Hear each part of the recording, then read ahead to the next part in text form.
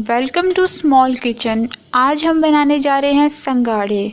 संघाड़ों को पहले अच्छे से आप धो लीजिएगा कि उनमें बिल्कुल भी मिट्टी और गंद ना रहे।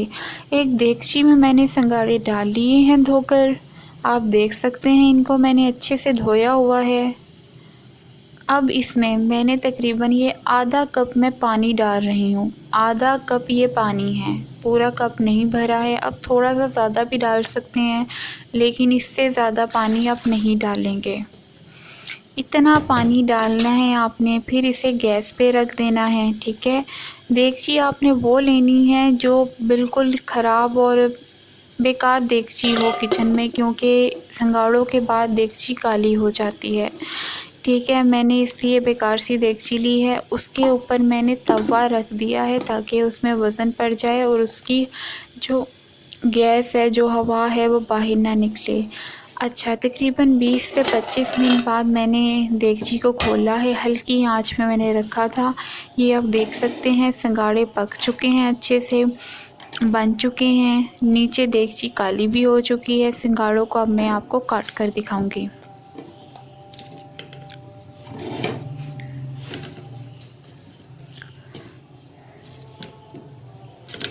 ये देख लीजिए, संघाड़ों को हमने प्लेट में निकाला है। अभी बहुत ज़्यादा गर्म है, तो हम इनको कट करके आपको दिखाते हैं कि ये संघाड़े कैसे बने हैं।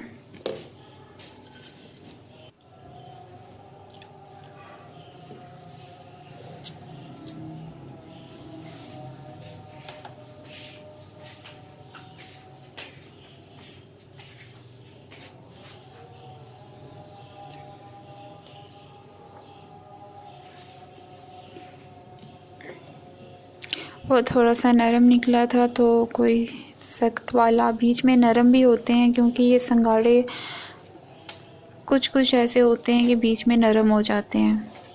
लेकिन इस तरीके से बना के आपके बिल्कुल भी नरम नहीं होंगे। ये देखिए, ये संघाड़ा मैंने खोला है, ये बिल्कुल ठीक संघाड़ा निकला है। अच्छा, मैं अब संघाड़ों के आपको कुछ मज़ीद फ़वाइद भी बताऊंगी, क्योंकि हम इस चीज़ को खाते तो हैं, लेकिन इसके जो बेशुमार फ़वाइद हैं वो हम नहीं जानते हैं। तो आज की इस वीडियो में मैं आपको इसे रेसिपी के साथ साथ इसके कुछ फ़वाइद भी आपको बताने जा रही हूँ। पहले आप देख लीजिए संघाड़े कैसे बने हैं। ठीक है, बच्चों बड़ों के लिए सबके लिए बेहतरीन है। मैं इसके कुछ फ़वाइद आपको बताऊंगी। देख लीजिए देगची कैसी काली हो गई है। संघाड़े मर्दों और औरतों के पोशीदा अमराज के लिए बहुत ही ज़्यादा बेहतरीन है, बहुत ही ज़्यादा कारआमद है। कमज़ोर जो औरतें होती हैं, लागत जिनका जिस्म होता है, जिनको बच्चा ना हो रहा हो, हमल ज़ाया हो जाता हो, लकोरिया का मसला हो, ऐसी औरतें अगर संघाड़ों का इस्तेमाल करती हैं, ऐसी ख़वातीन जब संघाड़ों का इस्तेमाल करती हैं तो उनके लिए बहुत ही मुफीद और फ़ायदेमंद रहते हैं। संघाड़ों को हामला औरतें भी इस्तेमाल कर सकती हैं।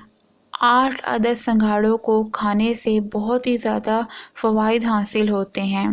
दिमाग की कमज़ोरी दूर होती है। थायराइड के लिए इस संघाड़ा खाना बहुत ही ज़्यादा बेहतरीन है। दांतों को मजबूत करता है। शुगर वाले पेशेंट ना खाएं। जी हाँ, संघाड़े अक्सर हम गौर ही नहीं करते और कहते हैं कि ये कौन सा मीठा फल है, ये मीठी चीज़ है। शुगर वाले मरीज़ भी इसको खाते रहते हैं, लेकिन संघाड़ों में बहुत ज़्यादा मिठास पाई जाती है। हाँ, महसूस नहीं होती है और करते भी नहीं हैं अक्सर लोग, लेकिन शुगर वाले पेशेंट के लिए संघाड़ा खाना जहर के मानद है। इसलिए तो कहा जाता है ना, कमज़ोर लोगों को दिया जाता है ताकि उनका जिस्म बहुत ज़्यादा फरवा हो। ठीक है, ऐसी औरतों को जो कमज़ोर हैं या लकोरिया का मर्ज़ है, उनको यानी कि ऐसी औरतों को, ऐसी ख़वातीन को वो होता है ना, न्यूट्रिशन की कमी होती है, दिमाग की कमज़ोरी जिनको हो, थायराइड वगैरह के लिए, दांतों की मजबूती के लिए, क्योंकि इनमें बहुत ज़्यादा कैल्शियम पाया जाता है। लेकिन शुगर वाले पेशेंट्स के लिए ये ज़हर है, ज़हर है, ज़हर है। इसलिए बिल्कुल भी शुगर वाले पेशेंट इसे इस्तेमाल नहीं करेंगे। ये मेरी बात आप नोट कर लें।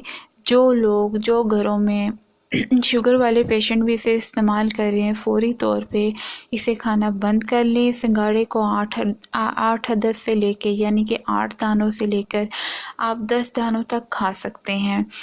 ये आपको मौसम में तो यानी कि सर्दियों के मौसम में आते हैं, ठीक है, मिलेंगे, लेकिन अगर आप इसके अलावा भी लेना चाहते हैं तो पंसारी स्टोर से आपको सूखे मिल जाएंगे, उसका भी आप पाउडर बना के इस्तेमाल कर सकते हैं, ठीक है। बहुत ही ज़्यादा अच्छी चीज़ है, लेकिन सिर्फ शुगर वाले पेशेंट के लिए ज़रा बेहतरीन नहीं है ये खाना। हाँ, भारी जिस्म वाले भी इसे ज़्यादा इस्तेमाल ना करें तो बेहतरीन रहेगा।